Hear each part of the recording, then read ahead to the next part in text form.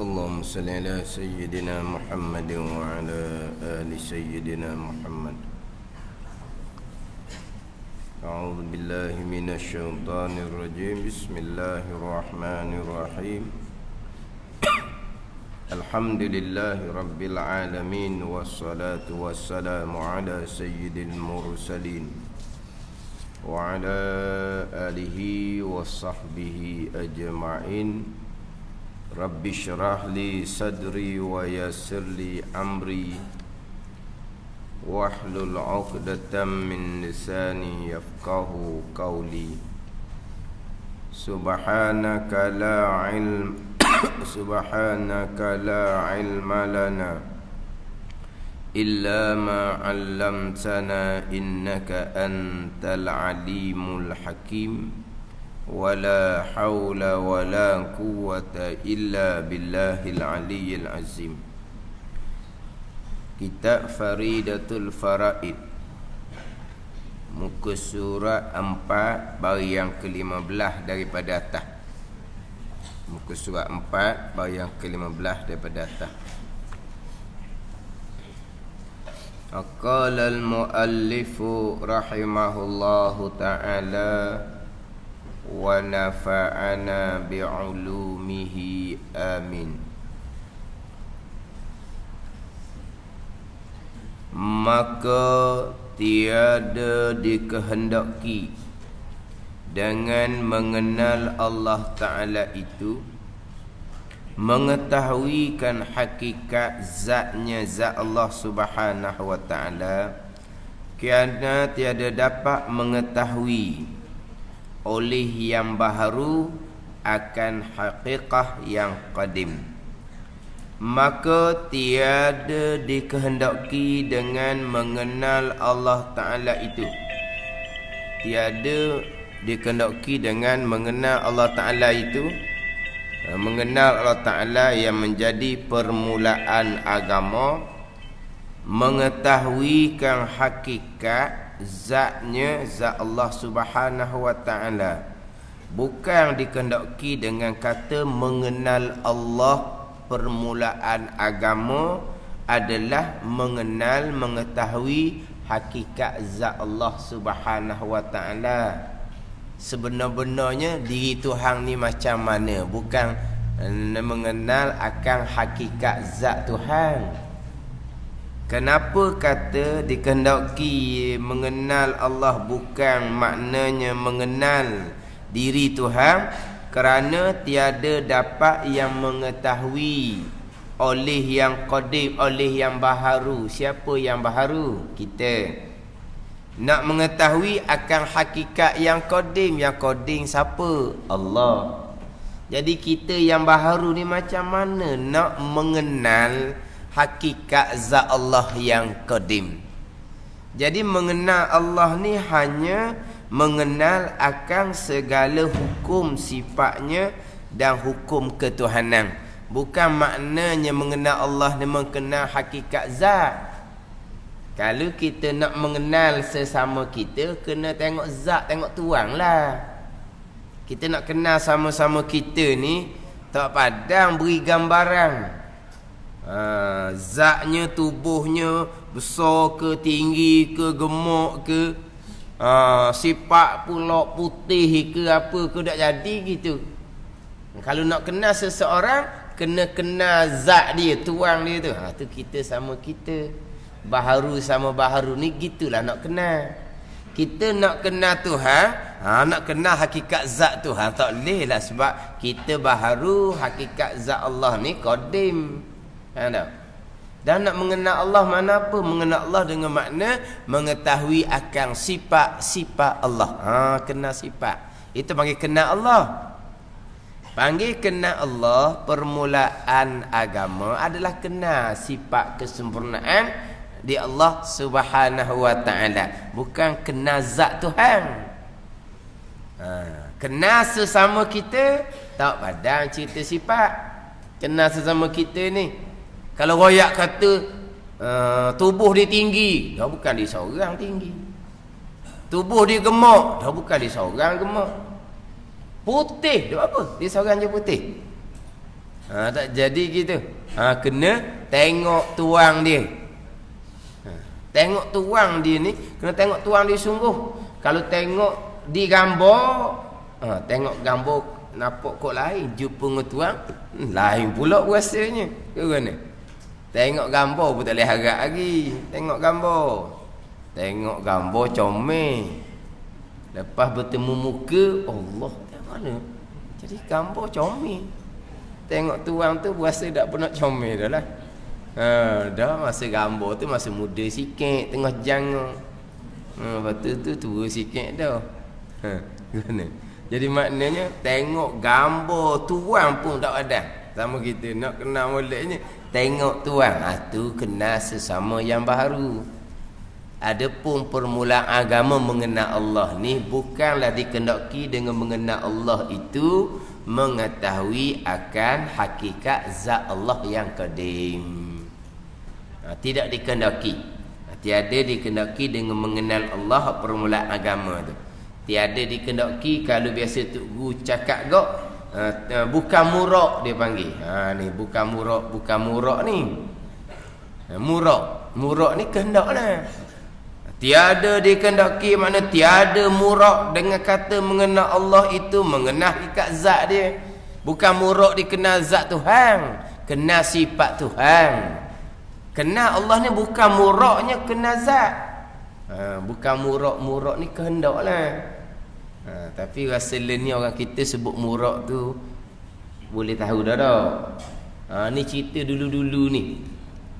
Tok Guru mari daripada foto ni, baba mari daripada ni, mulut dia sama. Murak kita, murak pengarang. Apa makna murak kita? Maksud kita, kehendak kitanya macam mana? Murak pengarang, kehendak pengarang tulis seumpama tu maksud dia apa?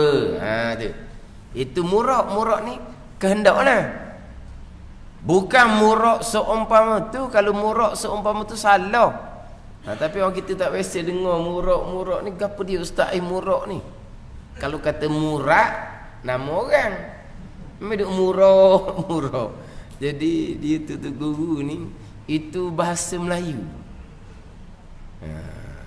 Dia bahasa Melayu. Murak, bukan murak gitu. Jadi murak ni bahasa Melayu. Bahasa Melayu dah lah. Bahasa Melayu kita ni kadang-kadang asalnya daripada bahasa Arab. Bahasa Melayu ni kalau sekarang kau asalnya daripada bahasa orang putih. Jadi bahasa Melayu gitu lah. Tapi kita orang Terengganu ni sebut murak ni, dia jadi tak apa tahu sikit lah. Maksud tu guduk sebut murak kita, murak pengarang. Murak ayat Quran tu muraknya kok mana? Murak ni kehendak. Kalau sini kau dia tu, dan maka tiada dikenaki, mana tiada murak dengan mengenal Allah itu mengetahui hakikat zatnya, zat Allah Subhanahu wa taala. Mengenal Allah permulaan agama bukan mengenal hakikat zat Allah. Hakikat ni sebenar-benar zat Allah tu guana. Bukan. Kenapa gitu? Kerana tiada dapat mengetahui oleh yang baharu, kita ni yang baharu, akan hakikat yang qadim. Yang qadim ni Allah Subhanahu wa taala. Apa makna mengenal Allah Subhanahu wa taala? Mengenal Allah yang terdahulu tu. Mengenal Allah Subhanahu wa taala terdahulu, mengenal Allah artinya mengetahuikan segala hukum sifatnya dan hukum ketuhanan. Ingat tu dulu. Itu mengenal Allah, bukan mengenal zat Allah. Mengenal akan segala hukum sifatnya dan segala hukum ketuhanannya. Kemudian dia ada tulis nombor 1 tu dah. Dia ada buat nota kaki di luar tu. Ada tak? Ada nombor 1. Kemudian dia ada tulis di tepi tu nombor 1. Orang panggil apa sekarang ni? Nota kaki ke panggil apa? Tak? Dia panggil nota kaki ke apa? Dia tulis nombor 1 dalam, kemudian tubik kat luar tu ada dia buat catatan sikit. Dia panggil nota kaki. Jadi qauluhu, katanya, kata pengarang Syekh Ahmad Al-Fatani. Qauluhu tu bahasa Arab tu. Qala yaqulu qaulan, masdar. Qauluhu, katanya, kata pengarang Syekh Ahmad Al-Fatani. Jangan pergi baca qoloh, nanyalah qoloh situ. Nah. Jadi qauluhu bahasa Arab, mengenal ia akan Allah bahasa Melayu. Jadi gini ya, macam contoh sekarang lah. Tulisan ke, cakapan ke, orang kita ni kan capur putih dengan bahasa Melayu kan. Jadi bahasa putih dia di bahasa Melayu dah. Kadang-kadang so semua so ke apa? Dia ada so tu. Bukan so ni. Mai ada so kata so semua dia. So sepatah je. Lepas tu alahnya kat Melayu. Tapi so tu ada. Tahu nak buat haji ke apa so? Kenapa dia so? Ni? Kenapa dia so? Yakni jadi. So tu jadi. Kan dia cakap so Allah kata nak cakap Melayu. Tapi dia jadi macam bahasa Melayu. Gitu dah pelik lah. Jadi kitab-kitab teguh gitu juga. Dia bahasa Arab tapi dia jadi bahasa Melayu dah. Dia kena tulis gitu. Tak salah pun. Dia bukan nak tulis Arab ni, dia nak tulis Melayu. Tapi dah gitu dah dia duk sebut sama jadi gitu. Macam bahasa putih gitulah. Tapi kalau kira orang dengar bukan bahasa putih dah. Kalau kita dah reti so, apa benda so suti ni? Apa benda? Ni qauluhu ni bukan nak cerita tulisan kita Arab ni. Tapi pesen kita. Dia pergi ikut bahasa Arab sepatah. Tapi kiranya bukan Arab, dia nak bahasa Melayu. Itu pesen. Tadi macam pesen kita lah. Cakap Melayu tu biar orang putih suti je. Waktu je ada retinya. Orang lain tak reti. Jadi qauluhu ni katanya, kata pengarang Syekh Ahmad. Dalam kitab Faridatul Faraid ni lah. Mengenal ia seseorang yang mukallaf akan Allah Subhanahu wa ta'ala. Erti kata pengarang mengenal ia akan Allah ni kerana bahawasa mengenalkan dia itu, mengenalkan Allah Ta'ala itu, kerana bahawasanya mengenalkan dia itu, mengenalkan Allah Ta'ala itu tempat hantaran segala perkara yang dituntuti daripada hamba. Ni ambil molek ni. Mengenal Allah ni lah tempat hantaran segala perkara yang dituntuti daripada hamba.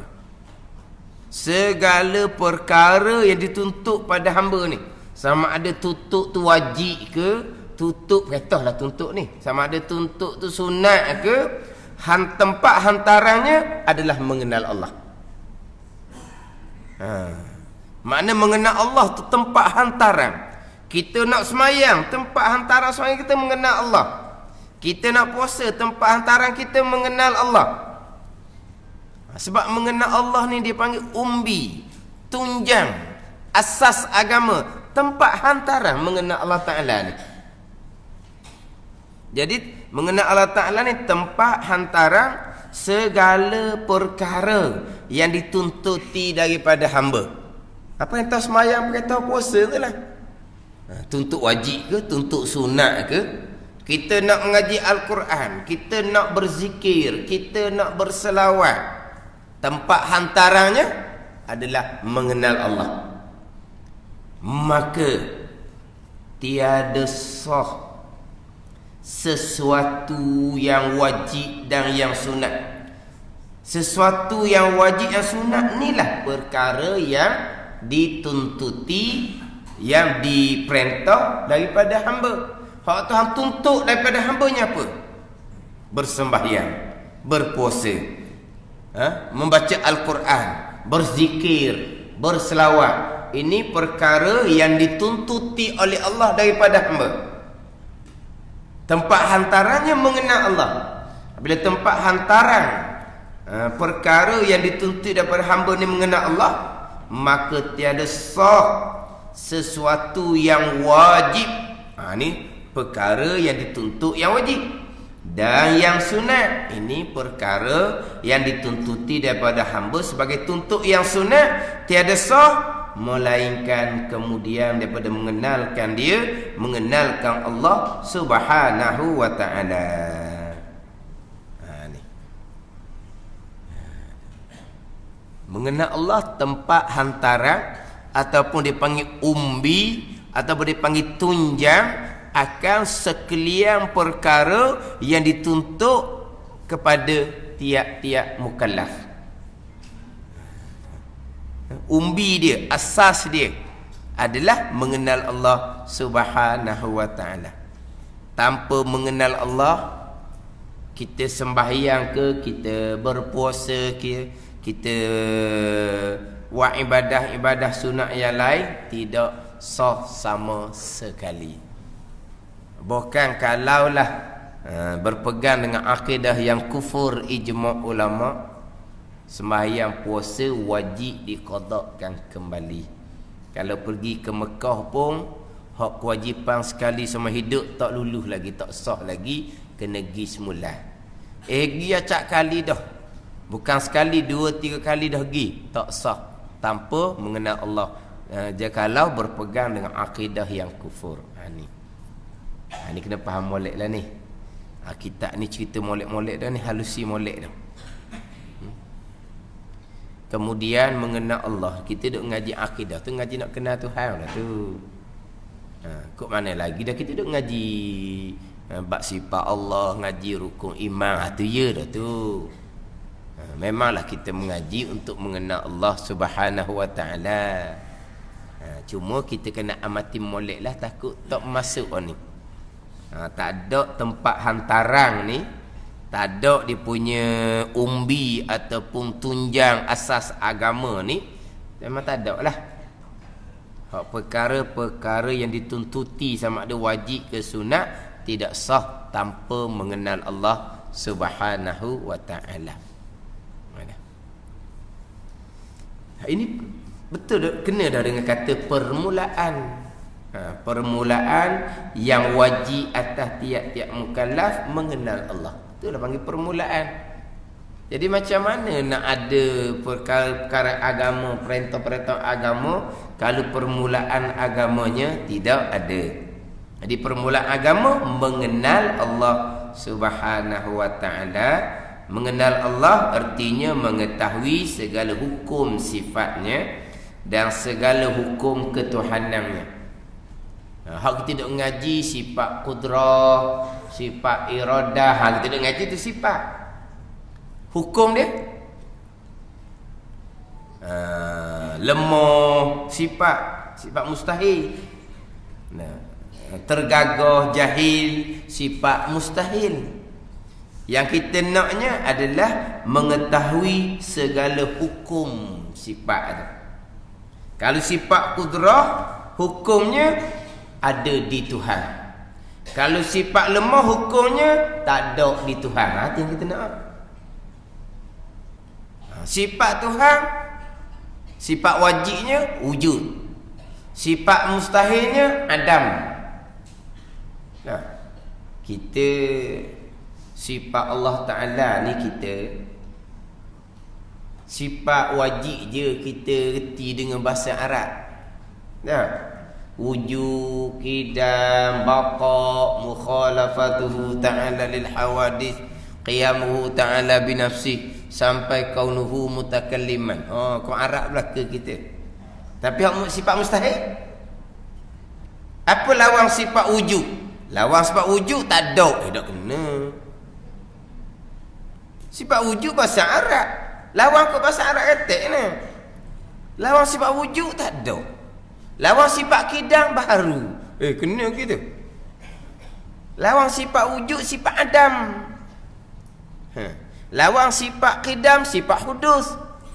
Lawan sifat baqa sifat fana. Lawang sifat mukhalafatuhu ta'ala lil hawadith, sifat mumasalatuhu ta'ala lil hawadith. Ke mana? Lawang sifat qudrah,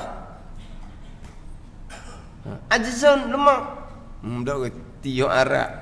Lawang sifat qudrah, lemah tu bahasa Melayu. Ke mana? Campur aduk kita ni. No, kita wujud kita bakok, kita buh bahasa Melayu dah tu. Tu macam kita ni lah, bahasa Arab tapi kita sebut Melayu dah. Wujud lawannya tak ada. Kidam lawannya baharu. Bakok lawannya binasa. Dah jadi bahasa mana tu? Kita wujud kidam bakok tu bahasa kita dah. Ni hak kita ni bahasa Arab tapi tak bahasa kita dah.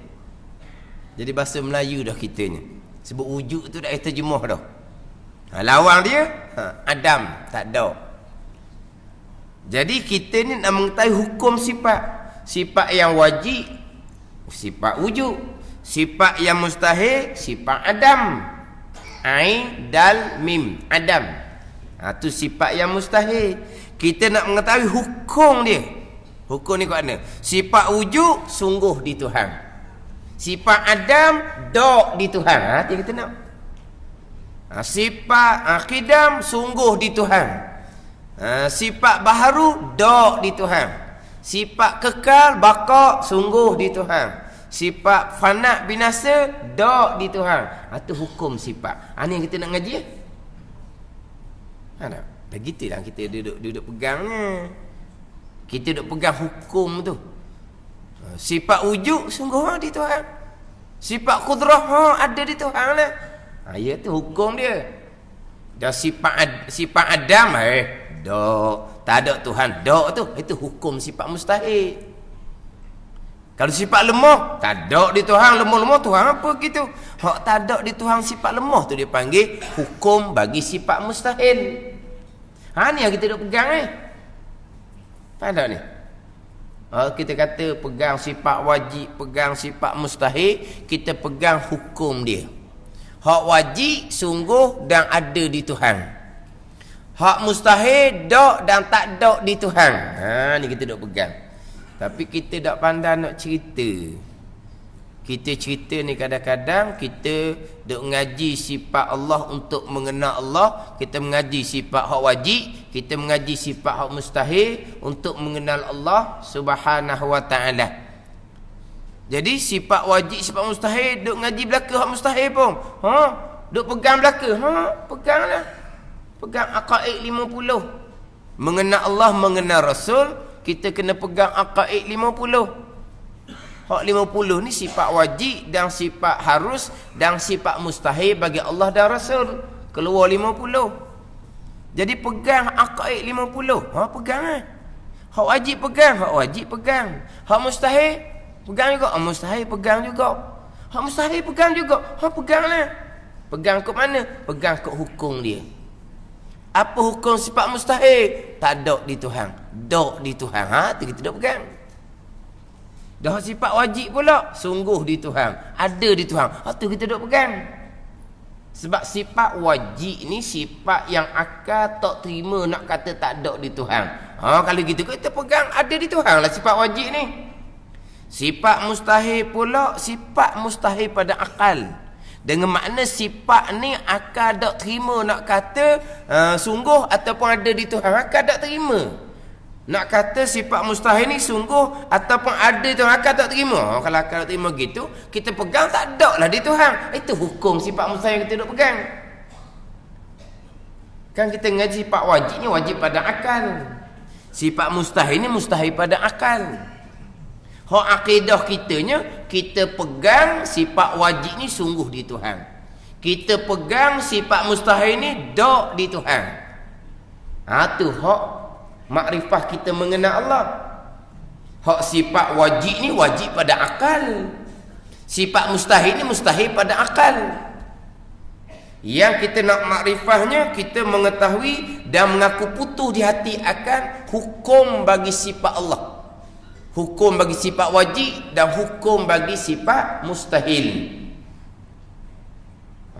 Oleh kerana akal kita menilai sifat wajib ni memang sungguh di Tuhan. Akal tak terima nak kata dok di Tuhan. Kalau gitu kok, kita pun mengaku putus di hati, sifat wajib ni sungguh di Tuhan. Ada kan? Wujud sungguh di Tuhan. Qidam sungguh di Tuhan. Bakok sungguh di Tuhan. Ni hukum sifat Tuhan hak wajib. Sifat mustahil ni mustahil pada akal. Akal tak terima nak kata Tuhan tak ada. Akal tak terima nak kata Tuhan lemah. Kalau akal tak terima nak kata Tuhan tak ada, akal tak terima nak kata Tuhan lemah, kita pun mengaku putus di hati, tak ada Tuhan, dok sama sekali, lemah Tuhan, dok sama sekali. Itu kita pegang hukum bagi sifat mustahil. Faham tak ni? Tapi kita sebut secara kasar gak, pegang sifat wajib, pegang sifat mustahil. Pegang sifat mustahil, kafir lah orang tu ayat. Kejut orang duduk ngaji. Awak pegang sifat mustahil, kafir awak. Ada duduk ngajar kapung. Orang kapung tu kata, dia kata ngaji pondok juga. Tiba-tiba dia royak kitanya, dia tanya dulu, dia kata, duduk ngaji sifat Allah ni, ngaji sifat wajib, ngaji. Ngaji sifat mustahil, ngaji. Lepas tu, sifat wajib pegang, pegang. Sifat mustahil pegang, pegang. Kafir semua awak ni. Dia kira begitu.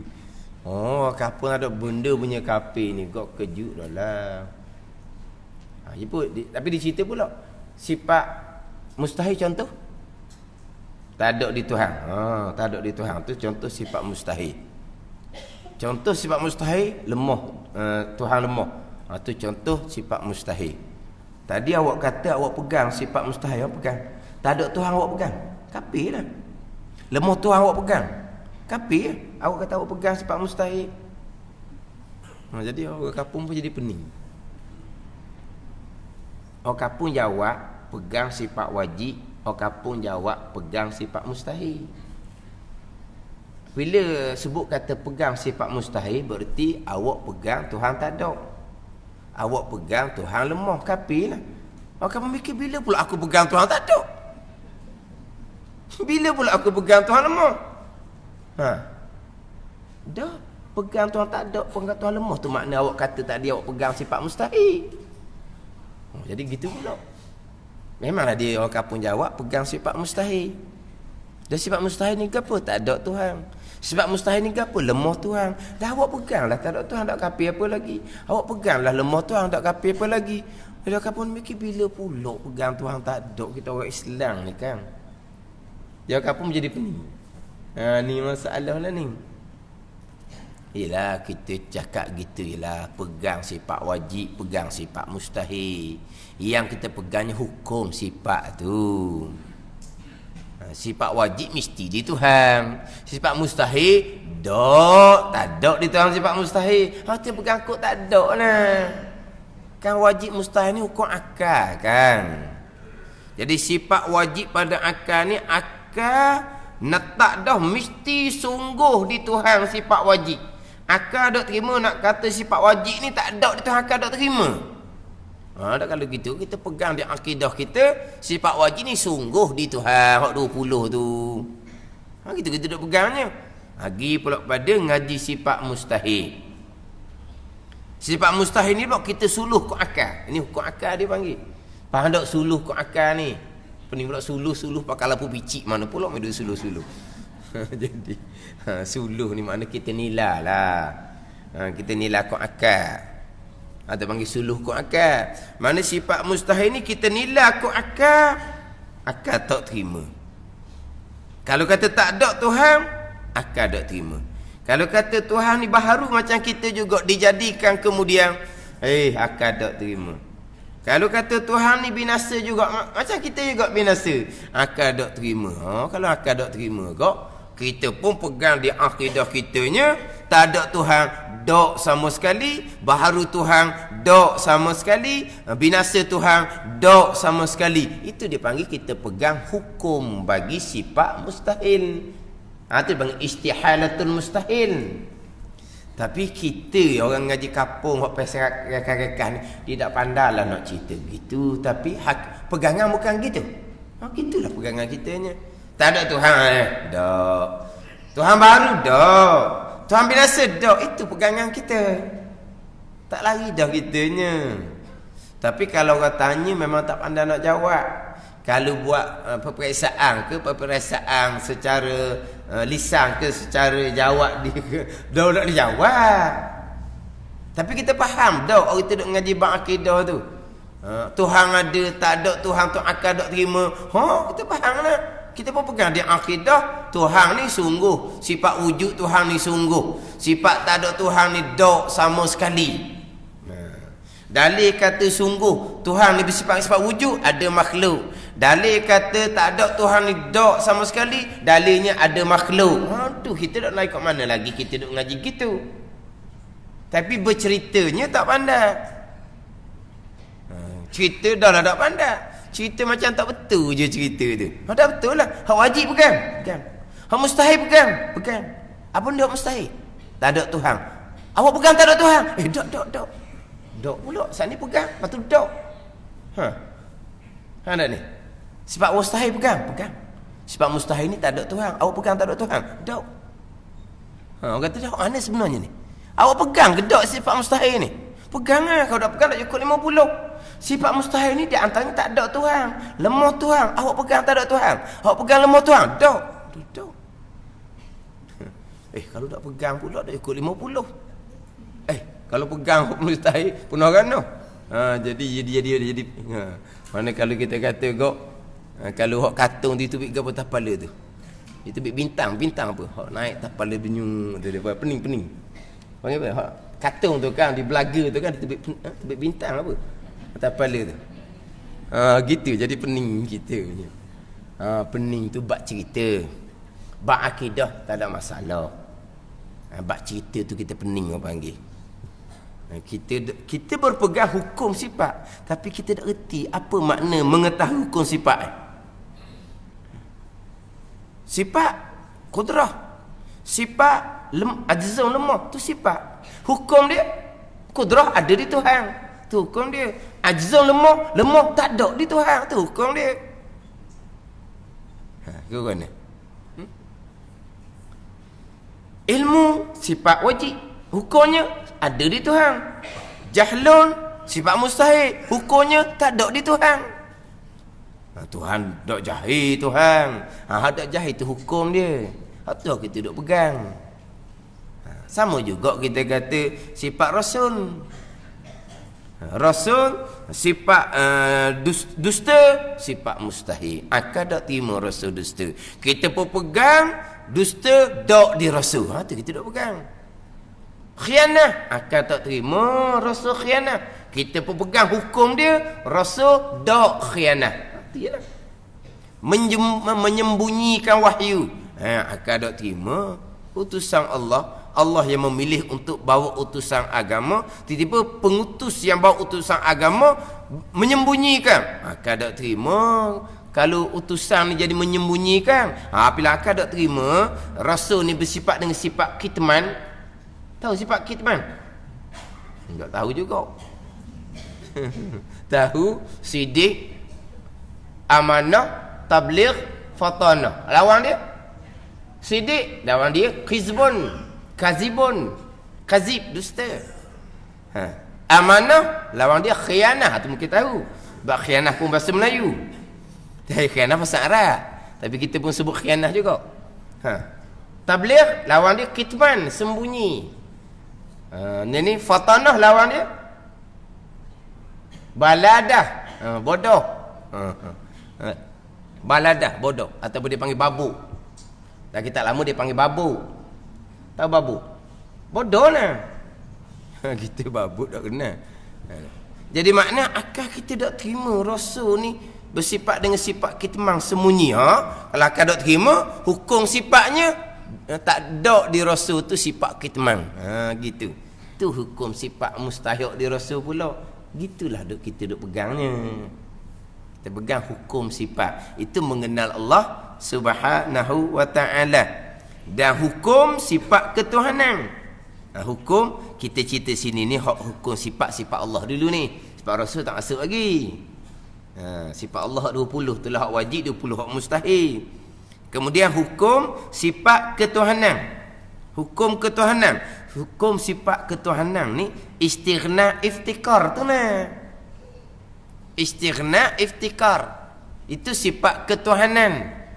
Tuhan ni yang berhak disembah adalah yang bersifat dengan sifat terkaya dan yang bersifat dengan sifat iftikar. Itu sifat ketuhanan. Tuhan ni. Adapun Rabb itu Tuan. Itu Rabb. Ilah ni Tuhan yang berhak disembah. Cuma kita Rabb dengan ilah ni kita terjemah Melayu dengan Tuhan belaka tau. Rabbil alamin, Tuhan sekalian alam. La ilaha illallah, tiada Tuhan melainkan Allah. Jadi Rabb pun kita terjemah dengan Tuhan. Kemudian ilah pun kita terjemah dengan Tuhan. Dia Rabb ni terjemah dengan Tuan. Tuan yang hakiki. Tuan yang hakiki. Rabb ni dengan makna yang mengadakan, yang menjadikan, yang mencipta, yang mengatur, yang menyusun, yang membela, yang mendidik. Itu Rabb. Yang mendidik. Yang kita panggil apa ni? Tarbiyah, didikan. Tarbiyah tu kan. Mai daripada Rabb lah tu. Tuan ni yang mendidik, yang membela, yang mengasuh. Itu Rabb, Tuan yang hakiki. Adapun ilah ni Tuhan yang berhak disembah. Sebab tu dibeza antara rububiyah dengan ilahiyah. Uluhiyah dengan rububiyah berbeza. Jadi la ilaha illallah, tiada Tuhan yang berhak disembah melainkan Allah. Tuhan yang berhak disembah hanya Allah Subhanahu wa ta'ala, yang menjadi Tuan kepada sekalian makhluk. Jadi Tuhan yang berhak disembah ni mesti bersifat dengan sifat Tuhan yang berhak disembah. Apa sifat Tuhan yang berhak disembah? Bersifat dengan istighna, bersifat dengan iftikar. Jadi kita nak mengenal Allah, mengetahui akan hukum sifat ketuhanan, istighna, iftikar, sungguh dan ada di Tuhan.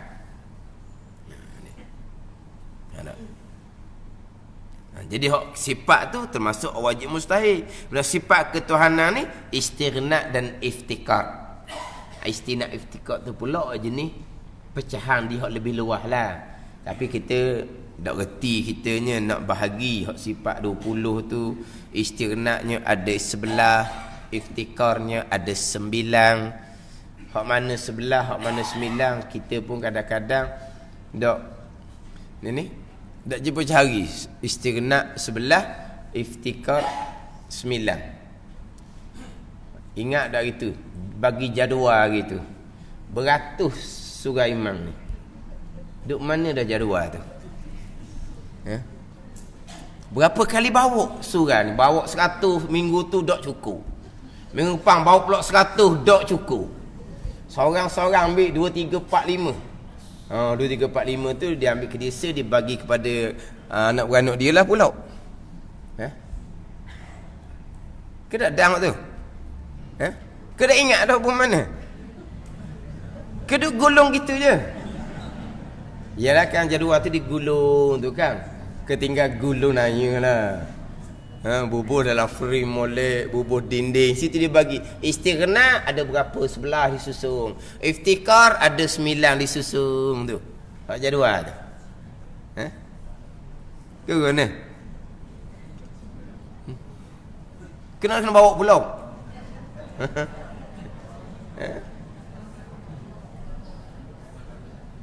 Sungguh ni 300 400 lah ada sini masa.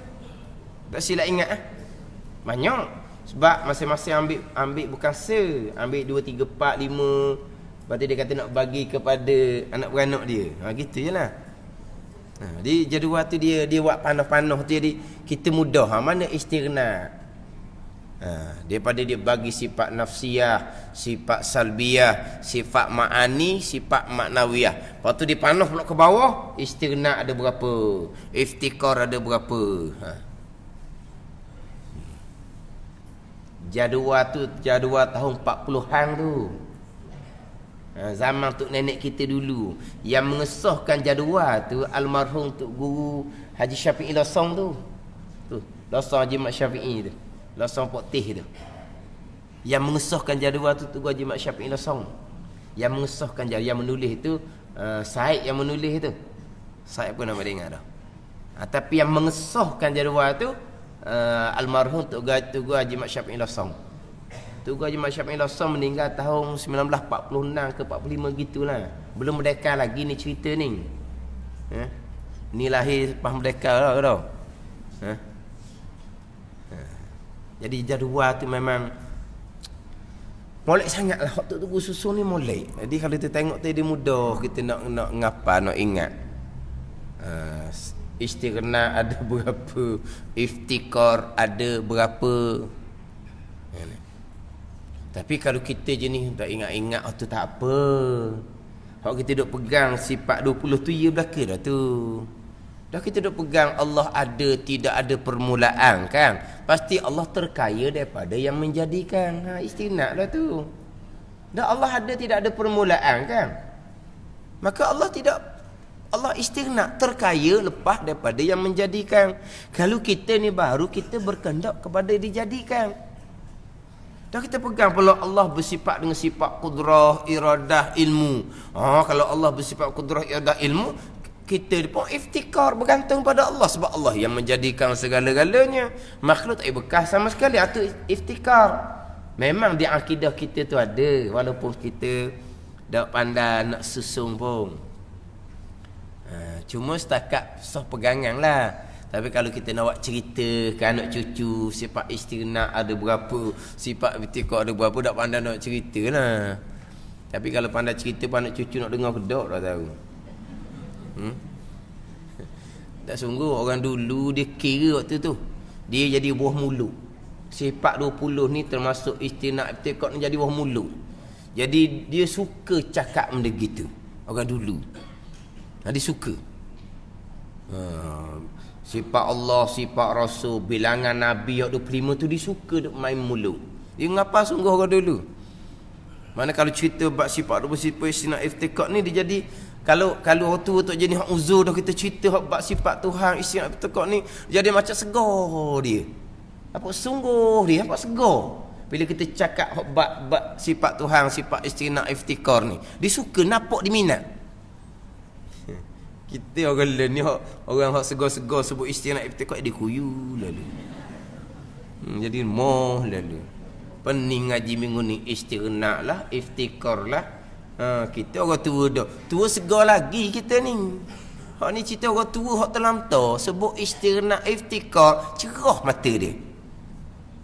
Jadi berhi dianya. Faham tak? Orang yang pilih uzur pun ada mai cerita benda hak dia minat lain. Kita cerita benda hak diminat dia berhi. Ini orang dulu-dulu. Lepas tu dulu nampak barang je. Dah berenah dalam dia kuat. Orang dulu. Berkat hidup mereka walaupun mereka hidup tu sederhana berkat. Mereka hidup dengan tenang. Tenang, tak ada. Tak usah apa. Sebab apa? Dalamang mereka ada. Kita jadi berat kita ni tak kuat mana kitanya. Bab akidah pun kadang-kadang tak apalah, tak boleh cerita pun tak apa. Bukan kata siapa pekat boleh cerita. Tapi pentingnya kita mengaji, kita faham. Kita faham Allah ni ada tidak ada permulaan. Allah istighna lah, Allah terkaya daripada yang menjadikan. Dah cukup lah tu.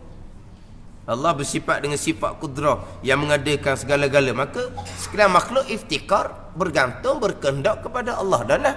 Sebab Allah yang mengadakan segala-gala. Itu sifat ketuhanan. Tuhan yang berhak disembah mestilah Tuhan yang bersifat dengan istighna iftikar, baru berhak disembah.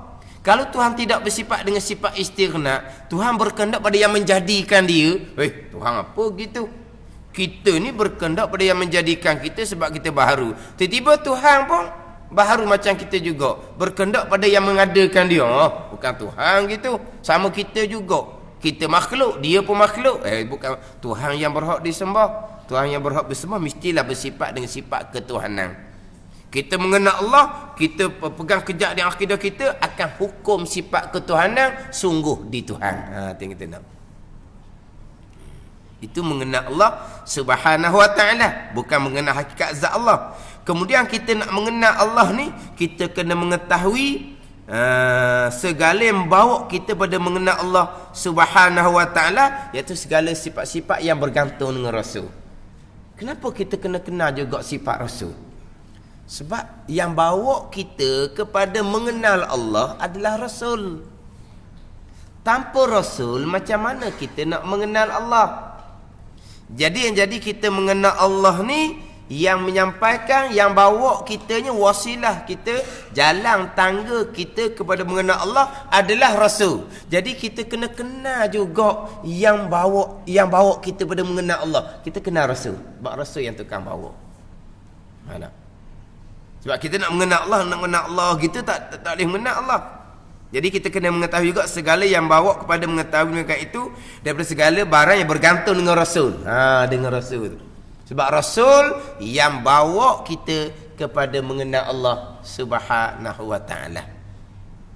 Sebab itulah orang yang tolak Rasul, tolak Allah Subhanahu wa ta'ala. Dia kat peseng kalau ni timbul, tak payah Rasul-Rasul, tak payah hadis-hadis. Sebab apa? Quran sudah cukup, Quran sudah sempurna. Bukan golongan-golongan sesat ni, kalau ditanya kita, tak jawab kita. Dia tanya kita, nak tanya sikit, Quran ni sempurna ke tak? Tanya kita, Quran sempurna ke tak? Quran sempurna ke tak? Sempurna, dah sempurna Quran. Nak Rasul nak hadis benda lagi?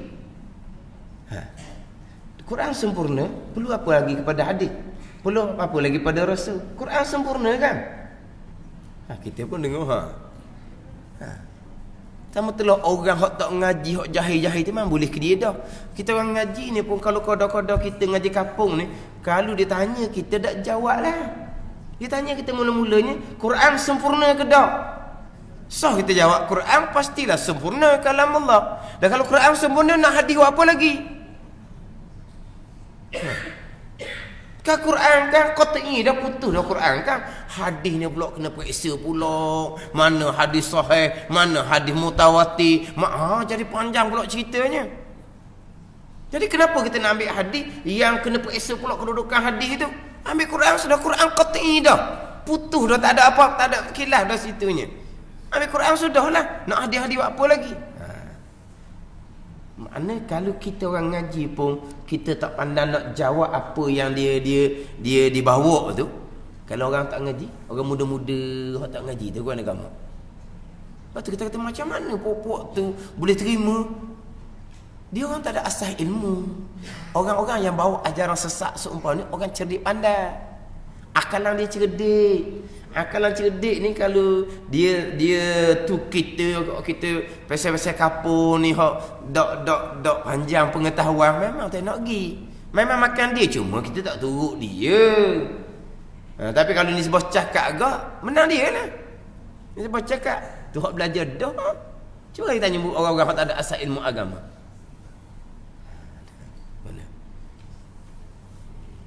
Hak ni bawa pun sebenarnya ajaran ni ajaran Yahudi Nasara. Yahudi Nasara konon-konon mereka tidak menolak Allah sebagai Tuhan, tapi mereka tidak terima Nabi Muhammad sebagai Rasul. Ni puak ni puak Yahudi Nasara lah belakang dia. Dia nak tolak Allah, dia tak boleh dikata Allah Tuhan dia. Hak dia nak tolaknya adalah syahadah kita yang kedua tu, wa asyhadu anna Muhammadar Rasulullah. Kita tolak tu.